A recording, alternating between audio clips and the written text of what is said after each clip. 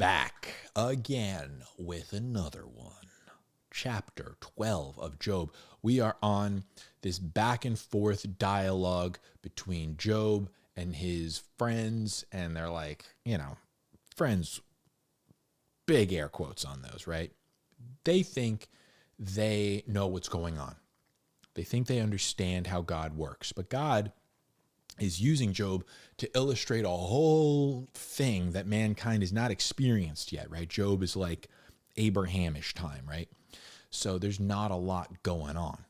God hasn't interacted with man a whole lot yet. Job's getting the distinct and utter privilege of being the one that God has fixed his gaze on to illustrate something to us, that he owes you nothing, and he does as he pleases.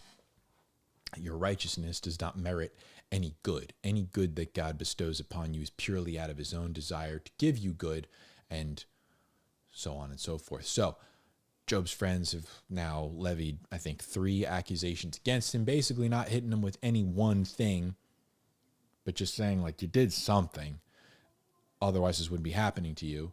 And Job, in his responses to them, is disputing that, saying that he has done nothing to merit this, and also, but he's also getting a little bit out of line, quite a bit out of line in some instances with what he's saying. But now we are on another response from Mr. Job. Chapter 12. Then Job responded, "Truly then are you the people, and with you wisdom will die. But I have intelligence as well as you. I am not inferior to you. And who does not know such things as these? I am a joke to my friends. The one who called on God and he answered him, the just and the blameless man, is a joke. He who is at ease holds calamity in contempt. As prepared for those whose feet slip, the tents of the destroyers prosper, and those who provoke God are secure, whom God brings into their power. But now, ask the beasts, and let them teach you, and the birds of heaven, and let them teach you. Or who speaks to the earth, and let it teach you. Or speak to the earth, and let it teach you. And let the fish of the sea declare to you. Who among all these do not know that the hand of the Lord has done this? In whose hand is life and every living thing, and the breath of all mankind? Does not the ear test words as the palate tastes food? Wisdom is with aged men. With long life is understanding. With him are wisdom and might. To him belong counsel and understanding. Behold, he tears down, and it cannot be rebuilt. He imprisons a man, and there can be no release. Behold, he restrains the waters, and they dry up. He sends them out, and they inundate the earth. With him are strength and sound wisdom. The misled and the misleader belong to him.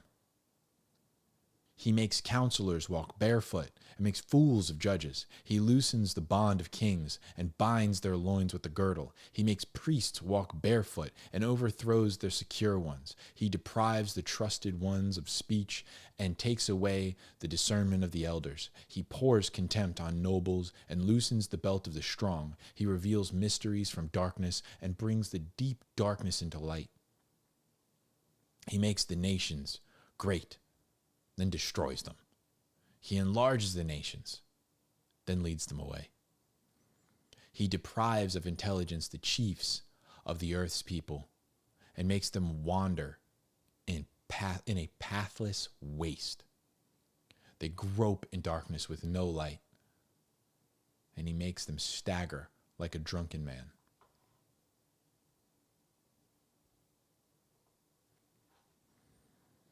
So again, there's a little bit of back and forth. They levy an accusation against him. Don't really give him too much. Don't bring an actual, like this is what you've done. They just kind of blanket accuse him of doing something. He goes, nah, I've not done anything. And you dummies, when you guys die, I guess so does all wisdom. Wow, there's going to be no geniuses left on earth. Like, you guys are so dumb to think that this was brought about by anyone other than God, and how you could not see that this is so beyond what I could ever deserve. Like, are you that much more righteous than me?